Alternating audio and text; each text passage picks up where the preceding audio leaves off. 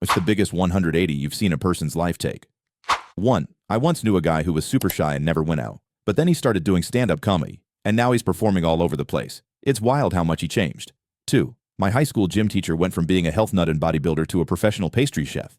One day he just decided he was tired of bench presses and protein shakes, went to culinary school, and now he runs one of the best bakeries in town. The dude gained like 50 pounds, but swears he's never been happier. 3. I knew a guy in college who was a straight-A student on track to become a doctor, but he was miserable and burned out. One day, he dropped down, moved to a small town and started a woodworking business. He's now incredibly happy making custom furniture and says it's the best decision he ever made. 4. My niece went from being a meth-addicted felon who couldn't take care of her kids and bouncing in and out of jail to a respectable, reliable member of society. There was no fanfare. She just quietly went about changing her life. Most of us had just sort of written her off as a lost cause.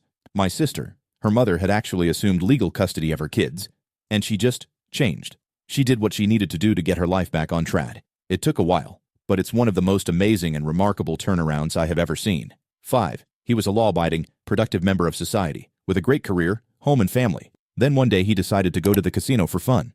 2 years later he was a convicted felon with no home, less family and no career. 180 are not always good things. 6. A friend who had a crazy meth habit. Year in prison, drug court school, got a job, swore of drugs, moved to be closer to his only son, cleaned up successfully and started working with a local group that helped wayward youth get off of drugs and be clean. Follow for more.